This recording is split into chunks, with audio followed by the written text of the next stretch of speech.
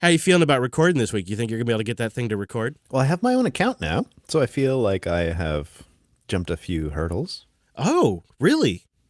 Alex made me an account on his laptop here. So now I don't need his fingerprint. You know, I've had that finger laying around, but it's kind of getting a little... Yeah. I've had it on ice, but the ice doesn't last forever, you know? You had to make a call on that finger. I get it. Yeah, I think you could have brought it with you. I think you probably could have, he's got so many laptops over there. You probably could have taken that laptop and that finger and he wouldn't have even noticed.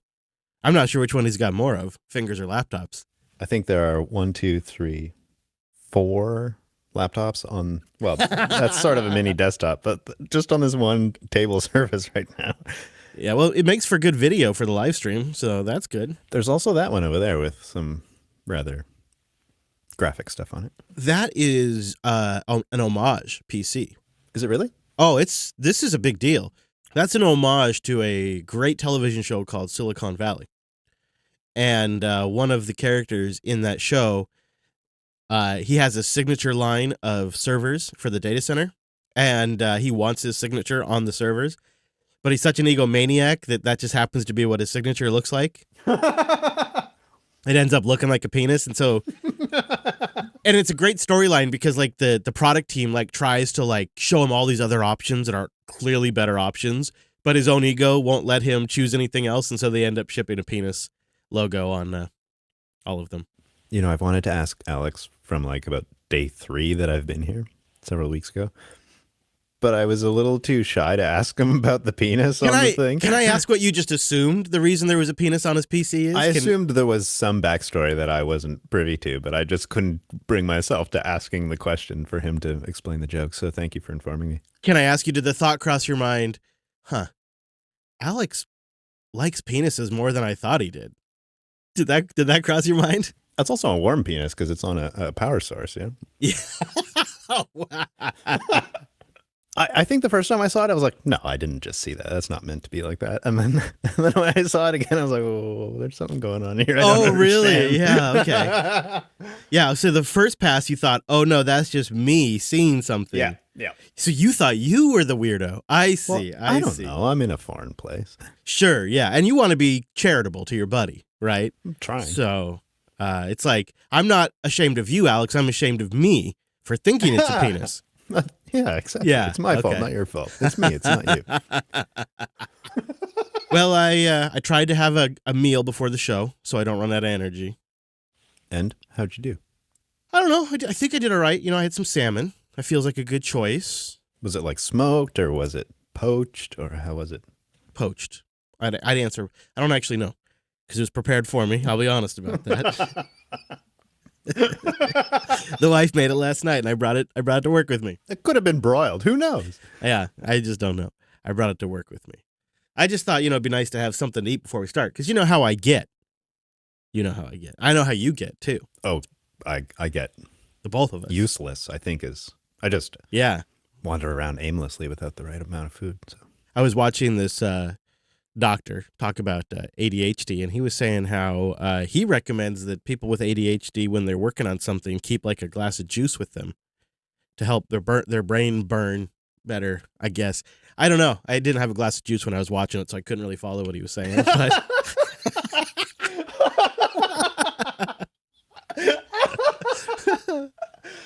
That was so perfect. It's office hours with Chris. Hey, everyone. Welcome on into the office. Thanks for being here. Hey, Brent, get comfortable. Come on in. Hello. Thank you. Ooh, you kept my chair nice and warm. I did. I kept a little heater on there for you. That's kind of you. I also made a little room over there for the mumble room. Hey, Virtual Lug. How's it going? Hello. My studio. Hello. Hi, guys. Hey there. Welcome on into the office. Gosh darn it.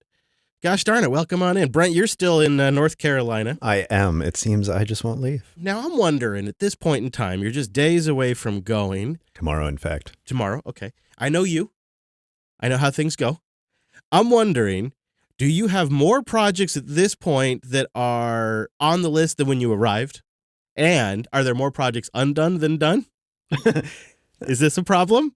So we did have a list prior to my arriving, which was quite ambitious. And I think maybe Alex should have a look at it. Because I haven't looked at it in like 2 weeks.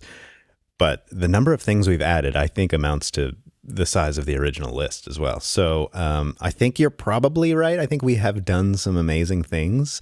Alex, unfortunately, always also is great at starting projects, and then he kind of quickly gets distracted by starting other projects. So we've both been kind of like that and trying to finish projects in the last few days.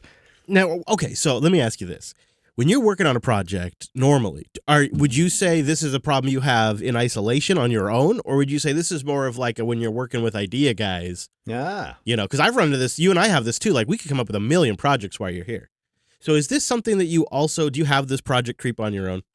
I didn't expect these introspective questions here, but I'm enjoying it. I think probably when I'm with you and when I'm with Alex, I take the wonderfully natural place for myself, which is like a support role. I was a photographer's assistant for a very long time. And so that there's a switch there that just kind of kicks in. So that doesn't answer your question. I'm just buying myself some time. I gotcha. Amazing. Mr. Brent always has something to say. All right. So I think, unfortunately, yeah, I probably do lean that way when I'm doing my own stuff at home. So, womp. I always just wonder what the solution is to that. Because that can happen to me, too. I think it's a human trait. I mean, it's exciting to start something new, especially if you're learning some new techniques or trying out some new tool that you have or something like that. But you don't really reap the rewards unless you finish the project. So, I don't know. The reason why I'm thinking about this is we're redoing a bunch of back-end stuff to do the JB website. And I just kind of recently thought, we probably got to break this up into chunks because it's quickly spinning off into like a new way for us to produce the back end source of truth for the shows. It's quickly spinning off into like this, new CDN project. And, we have a deadline. Scale Engine has been a fantastic host for like a decade at least. And they are just kind of not really in the WordPress hosting business anymore. And so they've given us a deadline of summer to get off of Scale Engine for WordPress hosting. They told us a while ago, so we've known it's coming. And so, we have to execute on that. And I don't want to blow it up, right? And so I've been recently thinking, like, how do I prevent this project scope creep that I think we're all a little kind of inclined towards in our crew?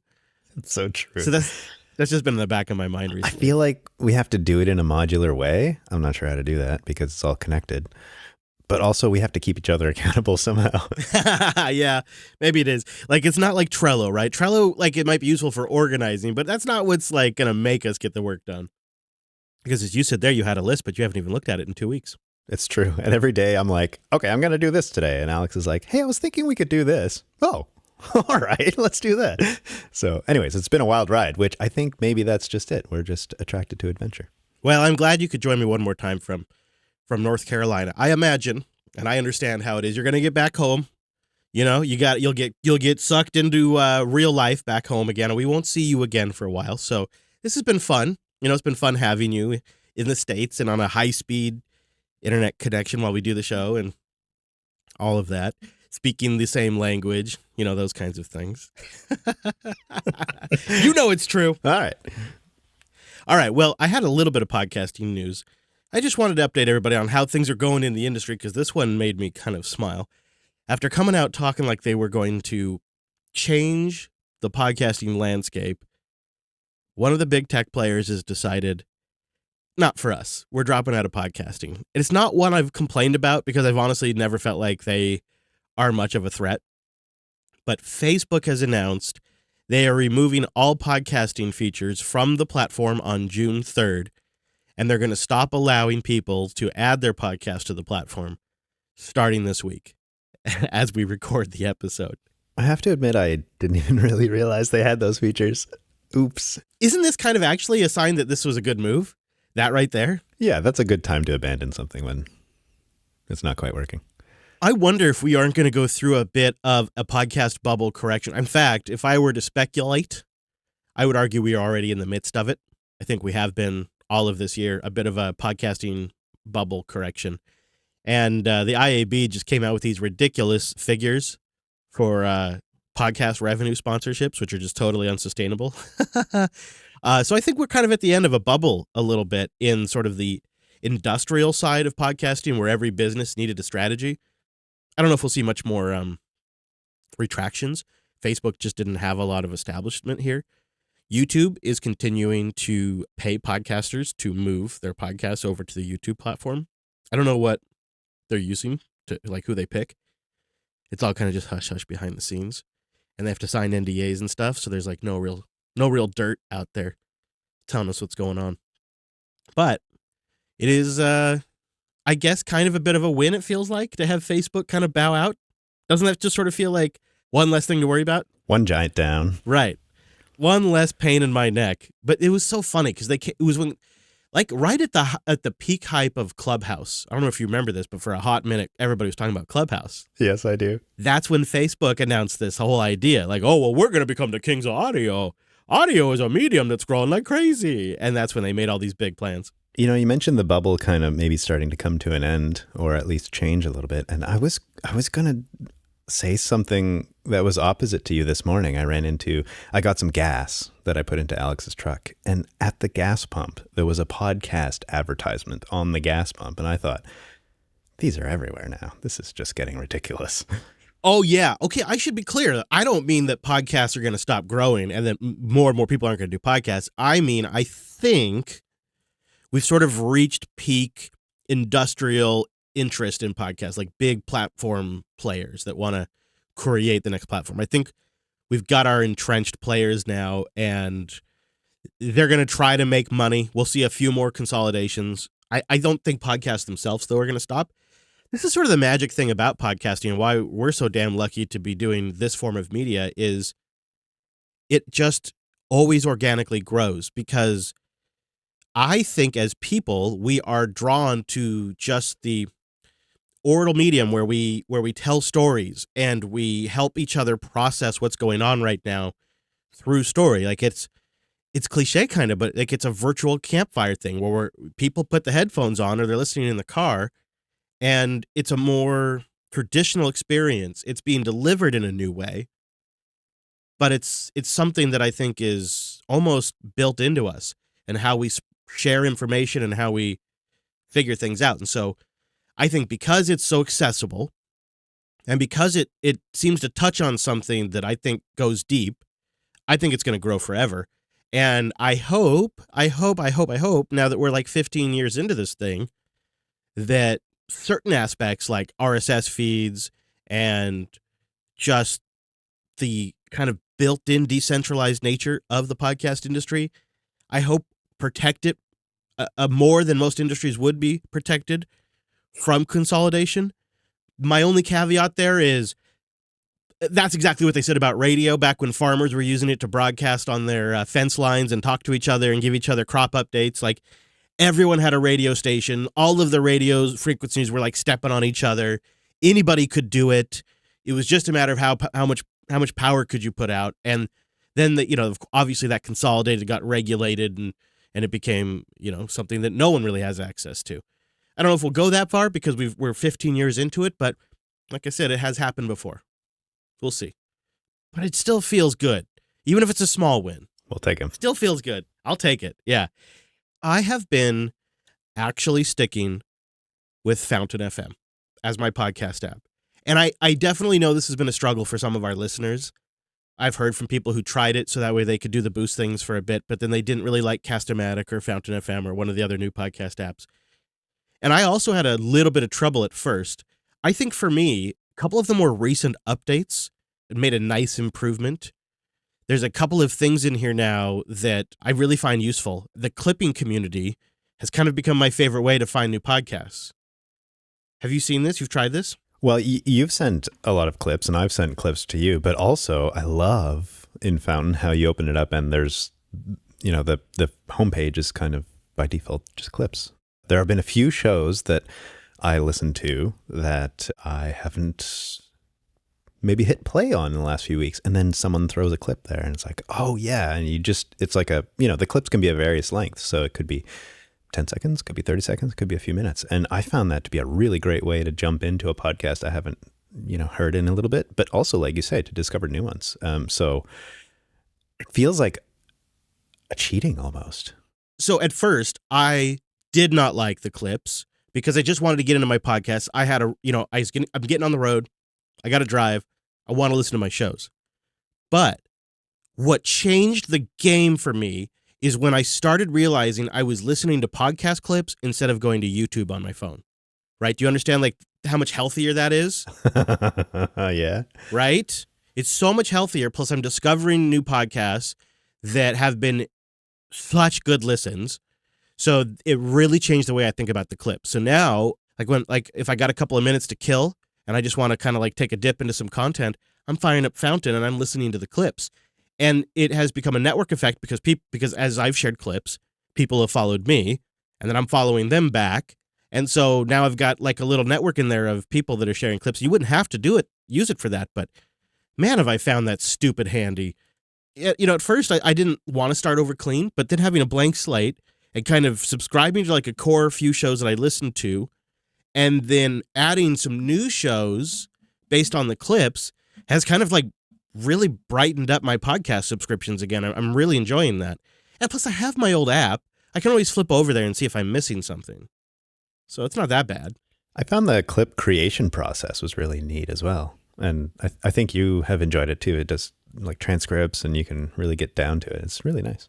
Yeah, and so you edit it like you would edit text instead of editing in the audio waveform. So you just, if you don't want a sentence in there or you want to start at the right point, you just select the text and cut it or whatever, and then it creates the audio file, but then it also creates a web link so people don't have to have the Fountain app, and it'll create an audio file, and it'll export a video that uses the album art and does captions of the transcription. It is so well done. It's great for sharing like on Telegram or Matrix or Twitter or whatever. I found it has cut way back on my YouTube time. And I really like that about it. And they've made some solid improvements. The performance has gotten better. The battery life has gotten better. They don't have CarPlay yet, but they are working on Android Auto and CarPlay. And I do effing love the boosts. Man, I love sending the boosts because as a podcaster, I pay more attention to like a username when I see it on a boost because it sticks out, right? It's on my screen. I memorize it. And so I hear other people with the same username sometimes boosting the shows, and then I'm boosting it's fun. It is a lot of fun. I still remember Sir Lurks a Lot was one of the previous ones. I think last week. Yep. So I got to remember these. It's great. Lurks a Lot's in the mumble right now, and I recognized when he joined. Oh, I'm like, oh yeah, Lurks a Lot, he boosted. It's great. It's great. Yeah, it is pretty good. The other thing is, I feel like calling them boosts has been pretty astute. You've been mentioning how it's been really boosting your mood recently, and some other podcasters mentioned the same thing, right? Yeah, it is a boost. I like it's better than the name of Super Chat or something like that. Tony wrote in, he said, so you've convinced me on the future of podcasting 2.0, value for value, and even boosts. But the problem is it assumes that you already have some skin in the crypto game. I've never owned any crypto, and I'm looking for a way in. It seems that there's plenty of ways to go wrong and likely get scammed. Good instincts, Tony. He says, can you recommend a safe starting point for a noob? I'm UK, by the way, which is good to know. This is the biggest, in my opinion, hurdle to the whole Boost platform. The monetary mechanism is Satoshis, which are a unit of Bitcoin. There's 100 million Satoshis in a Bitcoin. And so you can send like 500 sats and it's like less than $1. To get those, you have to buy some sats. And you could buy tiny amounts of sats at a time. You could buy a couple dollars worth of sats at a time. But getting it is tricky. In the US, I've been recommending Strike. Strike is just a really solid, quick app. It is regulated. You will have to go through some of the identification processes. All of these that are legal and regulated have to identify you because it's the rules and regulations of the banking system to prevent money laundering and terrorism and stuff like that, and all the other things you could probably assume. So you have to go through some form of identification if you use one of these apps. That's the downside. They are used by millions of people, though. They are using traditional industry rails to do that kind of regulatory approval and identification. But it is a pain in the butt. In the UK, I've been recommending Blue Wallet, which makes this also really straightforward. What you want is something that participates on the Lightning Network. Lightning is kind of like SMTP in the sense that it is an open protocol, it's an open network, and you just have to have, a system on that network. And the benefit to it is that it's peer-to-peer and it's extremely stupid cheap to send a monetary amount over that network, way cheaper than is possible with something like Stripe or PayPal or Visa or MasterCard, way cheaper, right? Where you could send fractions of a penny over the Lightning Network and it's economically feasible to send less than a penny. You can't even send a couple of dollars over the traditional banking network without the fee being more than the amount you're sending. So that's where Lightning and Boost kind of play a role there. But I think it's also, and I know you already know this, Tony, but I think it's also important to point out that there's a network effect of more and more podcasts being on there. Voltage just did a case study of the Lightning Network and Podcasting 2.0, if you can actually believe it or not. And I'll have a link to this in the show notes. There's over 1 million sats streamed per day. That's not even the boost. That's just people streaming as they listen. Wow. Yeah. There is, but this is actually even an old number. They say 6.4, but now there's over 7,000 podcasts using value for value in Lightning. When we started talking about this, there was 4,000. That's how fast this is growing. This is a big deal, right? It's not huge in the Linux community. That's where it's not very big. But outside of this, it is picking up. It's picking up with music artists as well and authors. So Voltage did a case study on it, and it's absolutely great. It's really bang up. So a link to that. It's starting to grow. But Podcasting 2.0 itself is really more than just the boost. And I talked about this in Coda Radio recently. Podcasting 2.0 itself is a set of new standards. It's a spec. It's a whole bunch of new features for podcasting that are really, really powerful. And you can go look it up, the Podcasting 2.0 namespace. There's so many great things in there. They solve problems that JB's tried to come up with solutions for years, but they do it in a standardized open source way that an entire community is contributing to. And it adds features that not only would make podcasting more accessible to people with accessibility needs, that not only make podcasting easier to find through Google search and stuff like that, but it just adds features that would make the content better as well, or make it more accessible. Like we have a question in here about, will we ever release office hours as an Opus file? And JB used to release things as an OGG Vorbis, an OGG Theora, a WebM, an MP4, two MP4 types, and an MP3. So we had 5 to 6 different file versions for every episode. And we had to create 5 or 6 different RSS feeds. And as a result, if you go searching on places on the web, you can find all these old HD feeds, low quality feeds. You've probably seen this if you've ever gone around for a little while. Oh, yeah. And it sucks, right? Well, guess what? One of the things in Podcasting 2.0 namespace is a file type enclosure namespace. So you can have multiple file types in one feed entry. And the software on your phone could expose that option. So you could choose, as a listener, you could choose the Opus version of a show or the MP3 version, or it would probably default to the MP3 unless you chose something different. And that could be exposed all via one feed entry. Just small little things, because the reality is that the podcasting RSS spec hasn't been updated since 2009. It's been a little bit, and things have changed. That was well before mobile podcast players had the presence they have now. And it's a whole set of features that I'm, as you can tell, super bullish on. I really want to advocate for it, because I think it behooves the podcasters out there to get into this. I think it's to the benefit of the medium long term. And sometimes when you work in a medium or when you work in an industry, you have to do things to keep it healthy, to keep it going. You can't just sit on your, existing success and not ever push it forward. That's what I'm a big believer in, and so that's why I talk about it so much. And I have a link in the show notes to a really good Medium post that completely introduces the entire thing from top to bottom. It talks about how the podcast index fits into this, how the namespace fits into this. It talks about what PodPing is, which is one of the really cool features about this. So one of the neat things is, as a publisher, when you publish an episode, you can announce it to the PodPing service.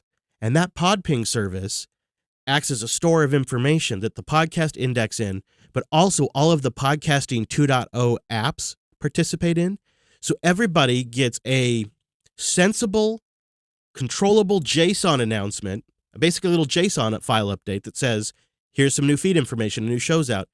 So instead of every podcast player and every service having to pound an HTTP RSS file, just an XML file sitting on an HTTP share, instead of having to hit that all the time and pull it down and see if there's any updates, the pod ping network tells things when things are updated, and it's completely decentralized. It doesn't require the podcast index, although the podcast index is a front end to it. It doesn't require your specific app's implementation. It's a completely open spec, and that's part of podcasting 2.0 as well. Without that, you have to rely on services like Spotify and Apple to do those kinds of updates for you. And it talks about all of that. And of course, it gets into value for value, which is a system for podcasters to receive direct payments from listeners for an exchange of value. Either it could be monetary, it could be time, it could be talent. It's you got something out of the show, so you give something back, which I think is really in line with the open source ethos, and I think something open source developers could embrace too. So I feel like there is a really solid opportunity to perhaps begin a culture shift in the free software and open source software community to start recognizing that the software that they use has real value. Like Mumble, for example. I would absolutely support the Mumble developer if I could check a box to stream some sats. And when you really start thinking about this, like when you really give this actual consideration and don't just dismiss what I'm saying, when you really think about it, you could actually do away with a lot of these foundations. Because at the end of the day, these foundations, all of these free software projects end up ceding control and copyright to these foundations because running a business is a pain in the ass. Asking for money sucks. It's hard. And honestly, they just want to dev. They just want to dev, bro. They don't want to do the business and ask for money and stuff like that. And so they get sucked into these foundations, and then these foundations end up centralizing the free software community.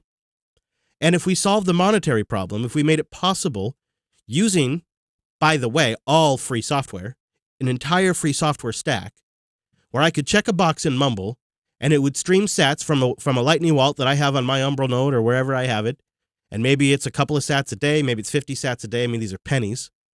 But at scale for every, even if it was 10%, every third Mumble user, I mean, it would really make a difference. And they wouldn't be drawn to these solutions that ultimately 5-10 years on sort of suck the life out of these projects, at least in my opinion. I mean, when you really think about what we could be accomplishing together, we really have an opportunity to improve the life for developers, for content creators, and to do it using all free software that's completely decentralized. It's really compelling. So I do really like the value for value aspect of podcasting 2.0, and I think it's intensely important. But it's not the actual entire story. Whew. Didn't plan to go on that rant. Thank you for it, though. I guess I got the feels about it, Jeez Louise. I mean, when you get inspired. I guess so. Does that make sense to you? I mean, actually, I feel like it doesn't, because I saw you in the Telegram group just the other day asking, like, hey, what podcast app should I get? So it's even my friends, like we don't think new podcastapps.com. Like I really haven't gotten the message out there, even though, and I know I could do better, but because I get so passionate about it, I just kind of like go, and I'm not connecting it. I'm not getting it home with people. I don't think. Not as successfully as I could. Maybe one of my questions for you would be, do you think someone who's new to podcasts could jump into one of these apps and a year down the road be like, oh yeah, these new features, and kind of grow with the app? Is that do you think they're appropriate for that? I think some of the features, if you showed it to a new user, they would just think the feature should have always been like that, like chapters, or like the ability to show an image up on the screen at a moment during the show, or transcripts, or the other thing you could do with that multi-format enclosure is you could have a low bitrate, high bitrate, and an app developer could choose to implement the ability when streaming to dynamically switch depending on your connectivity.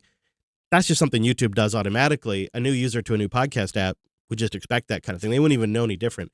In fact, I think it's harder.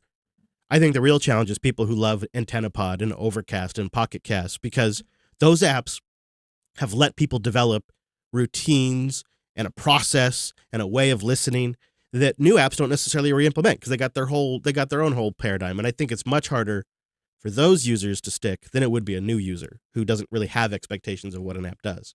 Is that grok? Oh yeah. That's my thing on that. I guess that's my thing.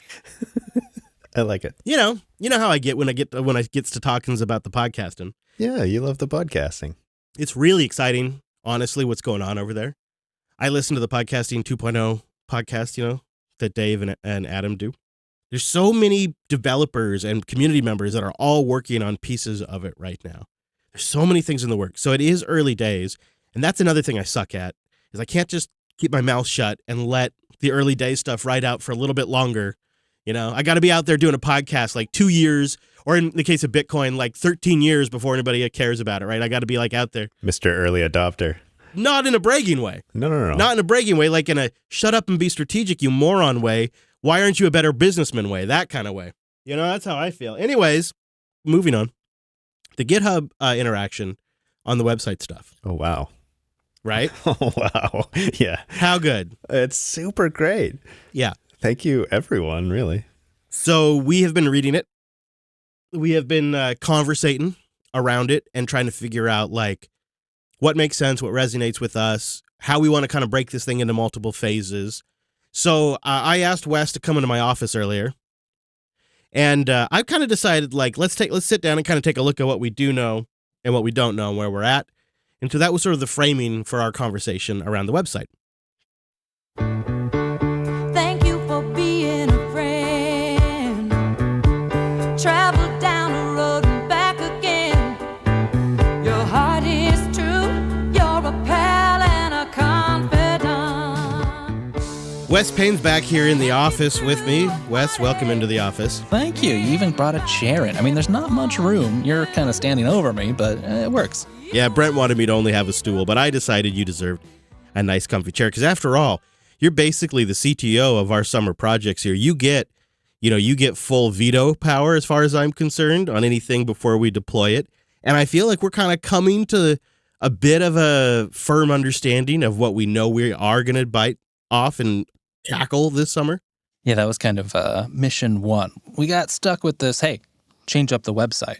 But we started thinking about it. And, the website is really just one output of many that we have. And all the outputs kind of stem from, whatever we use as our source of truth. And so making changes to the website is one thing, but we got to kind of factor in how does that affect everything upstream and potentially downstream of it, and sort of pick of the pieces of automation. Because it's not just the website, right? We've got some existing automation around publishing the episodes, going from the editor's great output and putting it in all the right places where the audience can reach it. And what parts of those do we want to commit to changing to facilitate whatever the next stage of the website is? And then what other changes does it make sense to do at that same time? And are there some things that make sense to hold off just for a little bit, so that way we can kind of keep this in a reasonable set of goals? Because we could pretty easily spin off into building a totally new complex monster that would address all of our workflow issues we've ever had. And that would be wonderful, but we don't really need to do it all at once. And we do have an actual deadline to get to accomplish the website component. And I think there's still shows to record too. Yeah, there's that. So we've kind of figured out, it seems like for phase one, we're probably going to keep Fireside as our back-end CDN. And what we're calling sort of our source of truth for the most part, at least what goes public. What do we mean by source of truth? One place to collect all the information about the show that defines an episode, So that starts with things like the title, the description, the set of tags associated with it. It includes the links. It includes information about who sponsored that show, if any. It includes the hosts, the guests. It might include something like a transcript in the future, So there's one spot to go to modify things, to make changes, to find the reference for that episode, and one place of data that then can feed any other system that needs to take it and, translate it into, whether that be translated to the feed, translate it to some markdown for a website engine, or something else. You can probably imagine, listener, happens all the time. We get an episode out and they're like, oh, we forgot a link, or, oh, this link needs to be changed. We should add this person's name to the guest list. Stuff like that happens. And so you want a source of truth that the editors and the hosts and everybody else on the team knows that's where they go to make changes. So we're going to kind of use Fireside as that right now, but we're going to layer our own website on top of that. And then the other bit that's pretty important for us to work with the Podcasting 2.0 spec is we're going to start biting off generating our own RSS feeds, which so far we've kind of been reluctant to ever really take on. Well, we messed that up and people can't listen to the shows. We're off the air. So that's a big deal. But we also want, like you said, we want enclosure option support. We want transcript support. We want improved chapter support. There's so many things in the 2.0 spec that we want to be able to work into this. And to do that, we have to just sort of manage the feeds ourselves, because we find that the platforms out there that generate these feeds for you, while they're nice and reliable and they have good CDNs and all that kind of stuff, they're not really aggressive about adding these features. We have a more advanced audience that's a little bit more of not a little bit, that is a lot of early adopters. And so they want these features before other podcast audiences are demanding them. Maybe that's sort of underscores a lot of what we're doing, actually. I think we're, partially realizing that some of this stuff, being able to have the feed, that meets the audience's needs, that meets our needs. We're not just making a podcast. We're pretty committed to the podcasting medium, right? It's kind of the primary output that we have. We have other outputs, sure. Like we have the videos on YouTube and stuff like that. But the feeds, that's the heart of Jupiter Broadcasting in many ways. Yep. So we want to make sure we get that right. So we figured out feeds. We're going to generate a new website.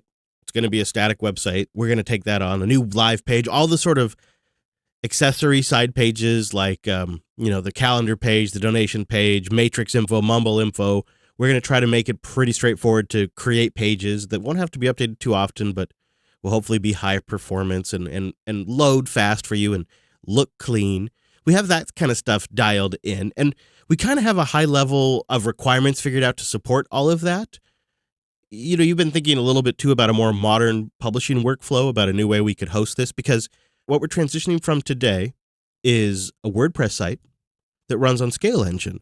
And it's been good, but it really was a different way of running this stuff. And there's kind of a more modern way to architect this. A few years ago, we were manually adding posts to the WordPress every time an episode came out, right? And that's very flexible. It means you as a small business person, you have complete control. You don't have to learn a whole crazy system. It's designed around interactivity. But when we switched to a more automated workflow, interactivity was less of our concern instead of, automation and reproducibility. Yeah. and really just the ability to just do things at scale. There's really no reason why an episode needs to sit around and wait for somebody to go through and create a WordPress post after an editor's done. That's what we realized a while ago. And we set off to fix that with our Castoblasta backend. And that's really carried us a long way. And this is kind of completing that. And you have invested, Wes, in backend infrastructure to help automate some of this stuff. Where do you think we're really going to be adding to our existing system? Is it going to be employing things on GitHub more? Where do you think one of the big tweaks is going to be in our backend infrastructure? Yeah, for the moment, we've kind of got a collection of automations that tie together primarily closed systems, right? We can't give the audience access to the WordPress. We're not going to give them access to the Fireside, unfortunately. So those are all kind of just closed off pieces that we've got credentials to. We join these APIs together and shuffle data around. But in the future, we'd absolutely love to have more things available on GitHub, both for, collaboration reasons internally, but also externally with the audience to share. We're not going to be experts in all the tools we use. We know already the audience has a ton of great opinions, say, on static site builders. And so if we can, publish the stuff that we're doing and get some help or input from the audience on tweaking the website to be as cool as possible, I think that's a great idea. And we're not going to get totally there in phase one. I'd love to see us keep our source of truth on GitHub as well. But there's some complications, especially we have a sort of, time-sensitive scheduling workflow sometimes where we need an episode to come out at a certain time, but not before. We've got, restrictions on necessarily who might have access to things when. And we rely on Fireside for some of those things right now. But in the future, I think we can change that. We just got to pick off the right size chunks so that we can actually accomplish these things and not totally break everything. The GitHub conversation and discussions have been really useful for kind of thinking through some of that. And that's just it. It's sort of a nice way to kind of move through this and figure out, oh, okay, yeah, we have to have this. As we started whiteboarding this out, we realized scheduling the publishing is actually a little bit more of a complicated problem than we initially thought. And that's one of the ways keeping Fireside as our source of truth solves that, because it has a mechanism built in for scheduling. But what we really like about eventually moving the entire workflow to GitHub, and we think we have ways we could do it, is that's where we could eventually bring in the audience, and somebody could do a pull request against show notes and either make an addition or a subtraction or a correction. And not only would that be powerful around the week that the episode comes out, but imagine somebody's listening to an episode 5 years from now and there's a bad link or something's dead in the show notes. They could help us keep that as a living, relevant document that's still useful to people, even stuff that's in the back catalog that we would never go back through and audit anymore. So I guess what I'm saying is we have motivations and reasons to take it beyond what we want to do in phase one. It just seems like we have to be reasonable about what we choose to bite off at this stage. Yeah, we're trying to find our squeakiest wheels, and right now that's the website. And then the feeds, it's just so core. And, it kind of makes sense too because the data is quite similar. It's both very driven on the shows and the episodes. So we need a lot of the same data for the feeds as we end up needing for the website. So I think there's going to be some nice combination there where we can get 2 birds, 1 stone, and a whole lot of podcasts. Mm-hmm. Very good. Well, thank you, Mr. Payne. Thanks for coming to the office and going over this. We press on, and it's going to just get better and better, and the summer is going to be exciting. Looking forward to it. All right, now you get back to work. Wait, you were supposed to give me that expense card? I'm sorry, you got to go now. You would see the biggest gift would be from me, and the card attached would say, thank you for being a friend.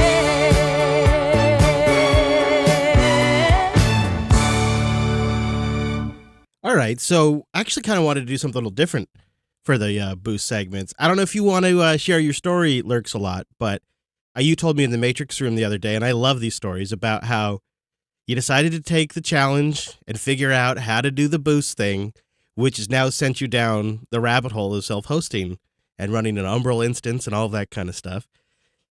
I mean, what do you want to share? I mean, I don't want to put you on the spot, but I'd love to hear a little bit of the story. Wanting to do more self-hosting was something I want to do anyway. I just like to learn and play with the stuff, and I don't know. I'm an enthusiast, always have been. But it's really just been all of this talk about the podcasting 2.0 and the value for value just kind of really piqued my interest. Because for me, the main appeal of Bitcoin has never been this whole speculative, if I buy a little and hodl it and I'll be so rich kind of thing that draws a lot of people in. I like kind of more the the idealism behind it of enabling people to do things and giving people, a decentralized kind of, consensus-based system for money. I like that a lot. Yeah, for me, it was the decentralized network, the shared computing thing. I've always loved clustered computing, especially clustered computing over the internet, and that's what drew me into it as well.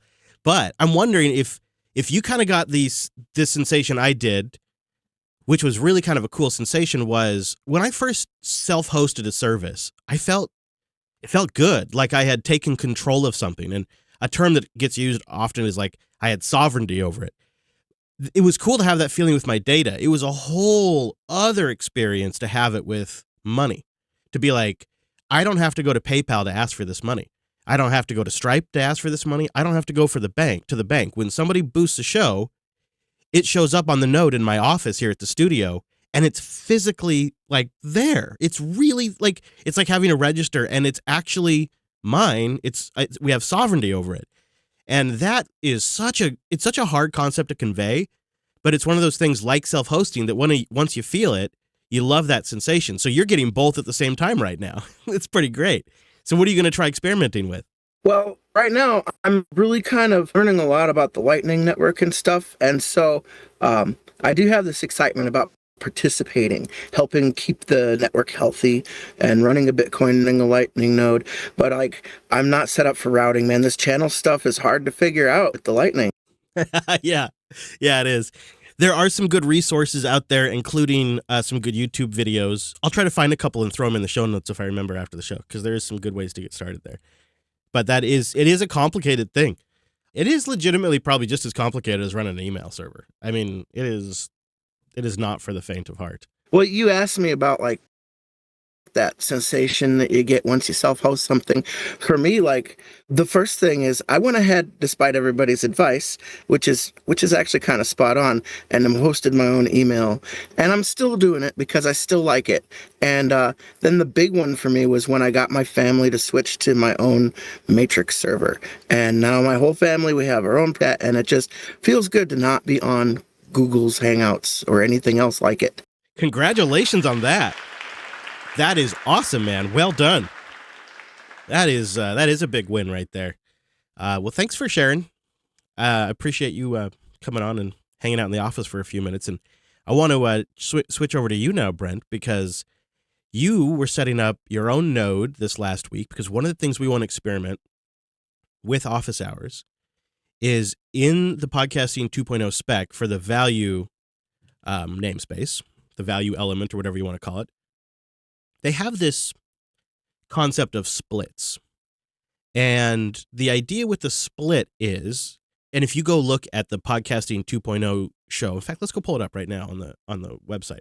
If you go look over there, you'll see they have these splits between a bunch of participants in the show. This is like an automatic way so that when people send in boosts, you can set splits to go to the host, to the producer, to the editor.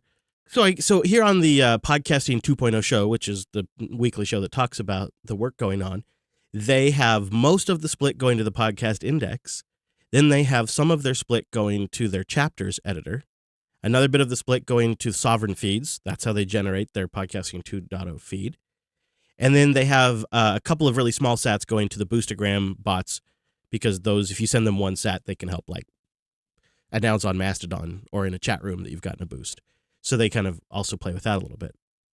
But one of the ideas here of these splits is in the Podcasting 2.0 app, when you go to send a boost, you can actually see how the podcast has decided to arrange those splits. And in some cases, you could even override them.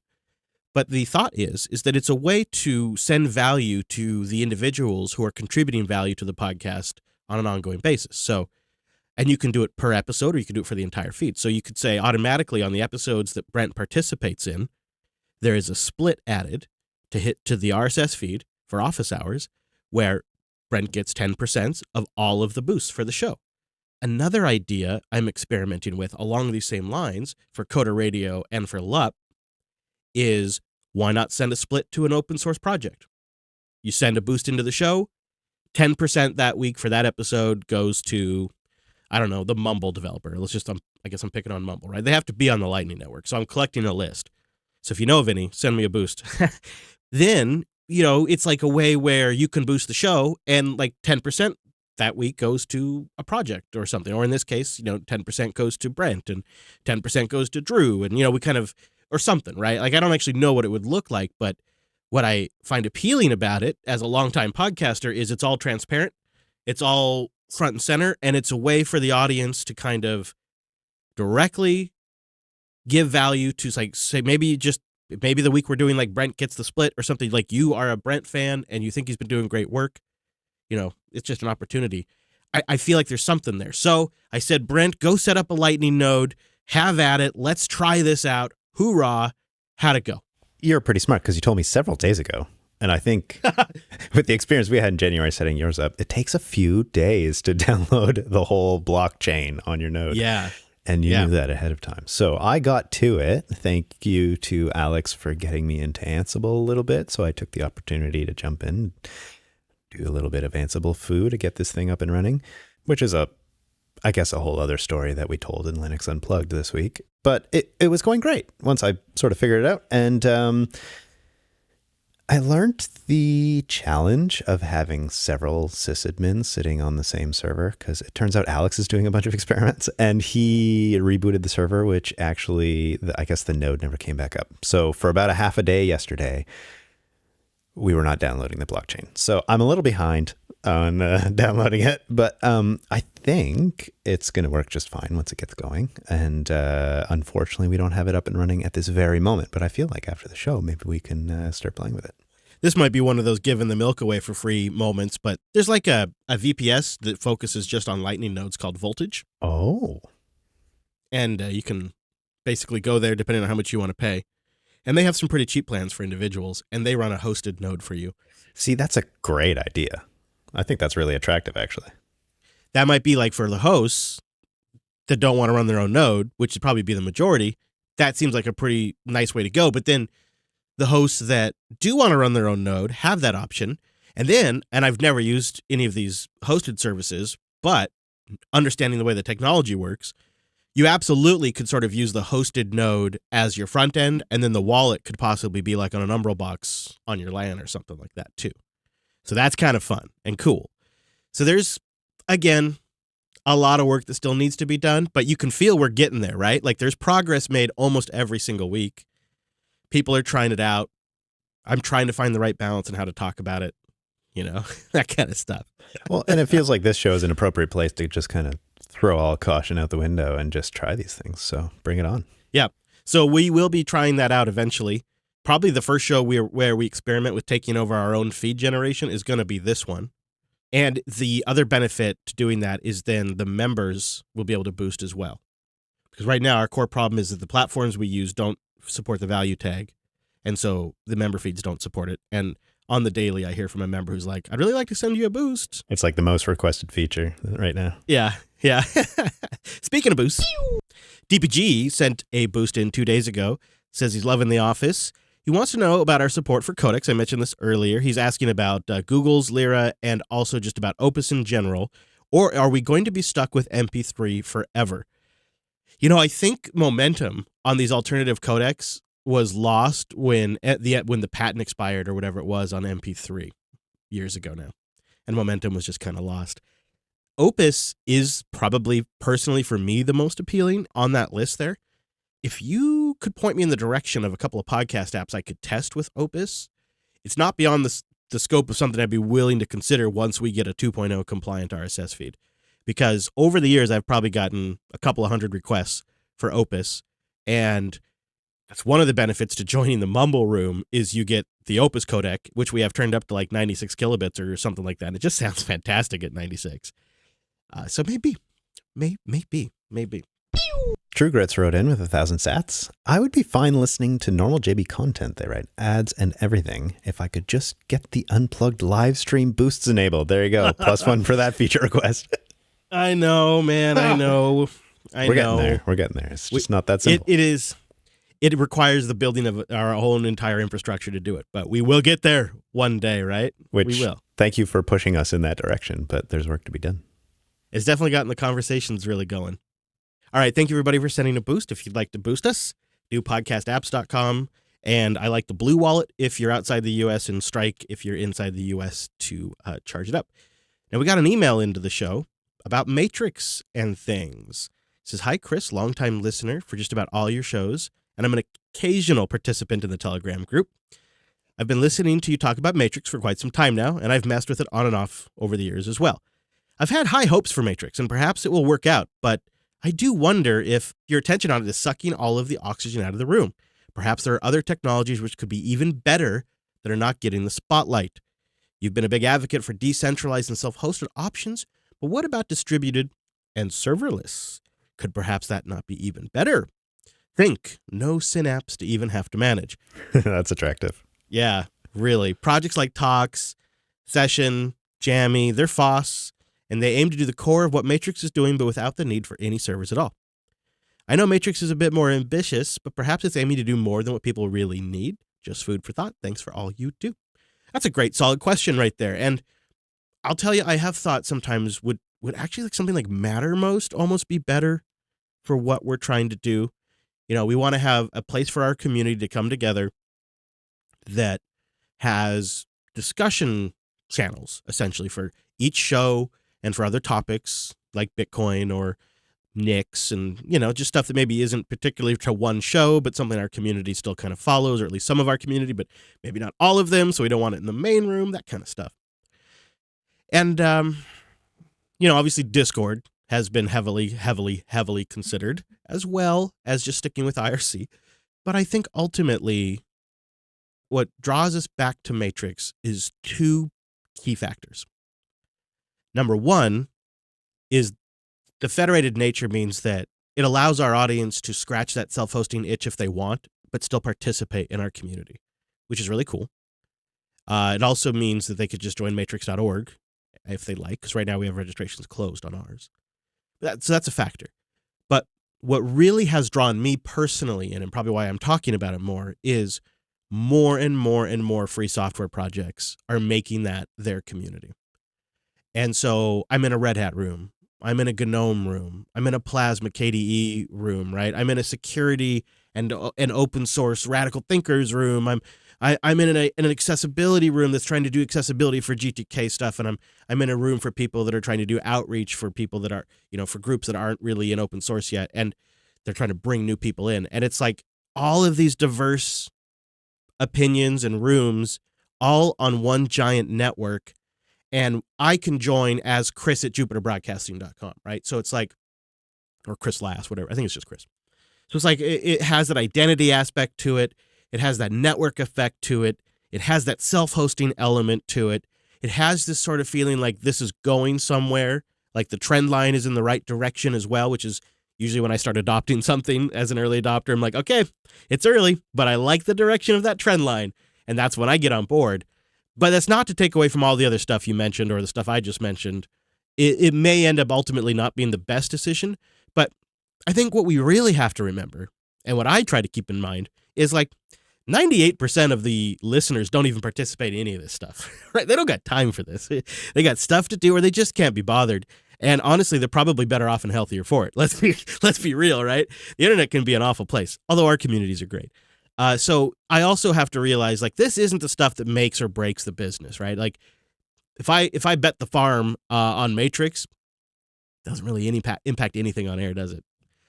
We just maybe don't get the right kind of interactions. But so far, we've been getting great interactions from our Matrix community. I mean, they're going right now as we talk. And, I knew about Sir Lurksalot's journey into self-hosting after he got into boosting because he said something in the Coda Radio feedback matrix. And so it does definitely create communities. And we have a really, really awesome Bitcoin community in there because it's a bunch of level-headed, it's not all Bitcoiners, but they're all a bunch of level-headed people that respect each other and talk rationally and aren't a bunch of like scammers. And like that's been a real source of good conversation as the market has just been totally tanking, to have a bunch of level-headed people in there talking about it and sharing their thoughts, and definitely a diverse set of opinions. And I really found that fulfilling. And I'm not getting that anywhere else outside of Matrix right now. In fact, I think you're seeing a real drawdown in Telegram activity as that discussion has moved over to Matrix as a result. I don't know what your observations are on this, Brent. I know Matrix has been a little bit harder of an adoption curve for you, so maybe you see things a little differently. No, I actually do have to agree. I know I haven't necessarily witnessed the stuff on the Matrix side as much as you have because of some of the challenges. I think partly due to some of the older hardware I'm trying to, make use of. But I gotta say, I noticed just this morning that the Telegram chat was feeling a little, I don't know, I saw a few tumbleweeds passing by in there, and I thought, oh, yeah, it's not because the discussion's not happening. It's just because it's happening elsewhere. Yeah, and maybe it's better than Matrix. The Telegram is honestly, in my opinion, more followable now. Like, it's not just like you show up and it's like, oh God, I can't keep up with this. Yeah, it used to be a little overwhelming, actually. Yeah. So it's not all bad. No, I think it's just different, really. I do appreciate the feedback. I am totally open to more feedback on the topic because, I'm not married to any one particular thing. It's just where I'm at right now. James wrote in, hi, I keep on wanting to help the show by subscribing or these new boosts. $16 a month for a membership is too much for me, but there doesn't seem to be an option for supporting a single show at a lesser cost. I downloaded Fountain, went to buy whatever it is. It gave me a code and left me hanging. No instructions on how to buy. I've never bought Bitcoin before. So I'm still stuck with no real idea how to support your shows. I'll research it later, but wondering how many others are put off. You're coming in cold. What happens is you go into something like Fountain or Cast-O-Matic or another one of these new apps. The way Lightning works is traditionally it's invoice-based. So you generate an invoice in that app, and it gives you a long code or a QR code, but a long string.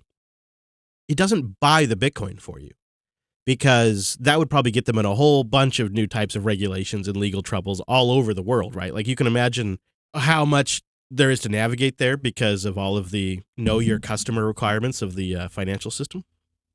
So they generate the invoice, and then the idea is that you go use a Lightning compliant app like Strike or Blue Wallet or Cash App, something like that. And then you paste that long code into that app, and it will then recognize the invoice amount and make the transaction happen. But it's not obvious, and that is why if we didn't have such a technical savvy audience, I just wouldn't even bother even doing this. But like if we don't figure out these rough spots, if we won't early adopt some of this stuff like Matrix, like boosts, it's never going to go anywhere. And we can see the network effect building, but we still have hurdles to overcome. But man, is it so much better than it was a year ago. It's so much better now. And like Strike makes it so stupid simple, and it used to be really complicated. The only tricky part now is you got to do all your like, know your customer ID stuff, but they're required to do that. Now, to the memberships. The boosts are additive. They don't replace the memberships, and 16 is a lot. I get that. That's just based on what our costs are. And we do offer individual show memberships. Maybe that might be your way to go, like unpluggedcore.com or coderqa.co. Those are cheaper because they only get you access to that one show, but it's still a way to support. I hope as things get more regulated, as laws pass, as things get more normalized, it won't be that hard for an app like Fountain to just charge up the wallet right from inside the app. That's going to happen eventually. You can imagine. You can see it. Especially if they could just tie right in with Apple Pay or Google Pay for the transaction. It'll happen. But we're just not there yet because of the regulatory environment. So in the meantime, there's this 2-app process. Make sense, I guess? Not ideal, right? I think the other thing, Chris, is I think we could do a better job of describing the various options. And it's something you and I have talked about. And I think something I'm going to work on in the next week or two is just describing our various options a little bit better. You've described via audio on several of the episodes and a variety of podcasts how to do some of the boosting. But I think writing that down in text with maybe some links to these various apps might be a really nice way to someone who's never done it before. And also, I feel like, this maybe kicked off a little bit of the website discussion. It's sometimes a little bit hard to get all that information on the website the way that they're structured currently. So I think we're going to try to do that as best we can right now. The new website hopefully will help with that, but I think it's worth putting a little work into that as it stands. Yeah, having an audio is all well and good, but it's not very accessible when you're in the moment and you're trying to get it set up. And you're like, well, what did he say? And if it was just a doop, doop, doop kind of thing, just an outline, it'd be a lot more straightforward. We'll get there. This is where I know I'm making a big ask, right? This is a big ask I'm making here. It's a calculated thing because it's not something I take lightly. But if we get it figured out for JB, then the next Linux podcast that comes on automatically has a couple thousand people ready to boost their show, right? The next open source project that comes on has a couple thousand people ready to boost their project. The long-term benefit goes so much farther beyond just Jupiter Broadcasting that I'm willing to make the calculated ask. I'm trying to be generous in how I ask it. I guess I'm kind of banking on the idea that people that have been listening to me long enough kind of know how I operate, right? And they know where I'm going with this, and they can see my logic is kind of what I'm hoping. And I get it. It's not super straightforward, and I don't want anybody to get frustrated. There are other ways to contribute value that are not just monetary. Honestly, just telling people about the show and advocating for our shows is extremely valuable because podcasts are not something people just generally pick up and listen to. That's why these clips thing in Fountain has actually been a big thing for me. Because generally, it's an hour-long show. I'm not just going to listen to some randos that I don't even know talk for an hour. Like, I'm not going to do that. Right? Who does? So, but, if Brent comes to me and says, hey, I really think you'd like this episode. They talked about XYZ, and, we've talked about that, and I really thought they had some good insights, or they had this great tool they talked about. Well, then I listen to that episode. We do that all the time with each other. Oh, yeah. So that is extremely valuable, right? Going and leaving us a rating or a review somewhere on a popular podcast directory, very valuable because that obviously helps juice their metrics. Leaving a comment on a YouTube video and giving us a thumbs up, that even helps on the channel there, right? There's big ways and small ways to help out and contribute. And sometimes people like to physically contribute. They show up and help us here. Sometimes they like to show up in the mumble room and contribute that way. And all of it is really super appreciated. Of course, the financial contributions, super appreciated because it is a business and it has to run. And we got things we want to do. We got a big road trip we're planning for. And my plan is to head down to the shop this weekend and get suspension problems finalized. I kind of got like a broken suspension system on our last road trip because you remember how bad the roads were. It was it was memorably bad. so bad. So bad. So, like the worst you've ever experienced. Third world bad. Almost like they forgot to finish the road. So we did like some emergency fixes just so we could get out of Tucson and get home, right? But the work wasn't done. There's probably like another $5,000 worth of work that has to happen. So we're going down this weekend. I'll probably do LUP live from Oregon. So you'll be back home for LUP and I'll be live. Wes is on a trip, so Wes won't be there this Sunday. Oh my goodness. Should I just travel to the studio and keep it company while? Yeah. Somebody here to run the board, right? Like, I don't know. Yeah, I got to think about that. That is going to be tricky. It's going to be tricky. So that's, there is a lot. It's funny, like how much mundane day-to-day life stuff goes into making all this possible, right? Because this road trip to get Jupes fixed up is really in service of a bigger road trip we have planned later in the year to do meetups and stuff like that. It's just how it works. So let's see. We don't have an office hours next week, but we will have one a week after because we're doing this twice a month. Fortnightly, which if I'm doing my maths right, that means our next episode will be on May 24th. Really? Nice. I think, right? At noon Pacific, 3 p.m. Eastern. It's weird how it's almost like dinner time where you're at. You got dinner figured out?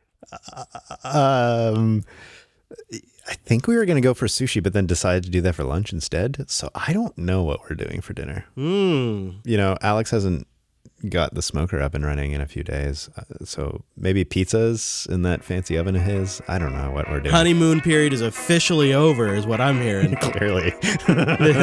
You're not cooking. They're not cooking. You want to go get something? Fine. When? How about after he's done with the podcast thing? Fine. Time to go home. Well, I'd love to have people join us on the 24th over at jblive.tv. Hang out in the Mumble Room. Come on into the office. It's a virtual office, so it's available to anybody. Don't forget, you can send us a boost with your JB bug fix request or comments. And, of course, we do have the GitHub page where we are collecting continued discussions on our website improvements. And then we're going to try to cover them in each episode as we proceed. At least that's the plan, I guess. Right, Brentley? Something like that, yeah. Mumble Room, thank you so much for making it today. Appreciate you guys. Have a great rest of your week. Hope to see you next time. Bye, everybody. Goodbye, chat room. Thanks for being here. All right. That's it. Bye. That's it. We're done. Bye. Office hours is over. Get out of here. Thanks for being here. Okay. I got to have my office back now. Jeez. Woof. Come on.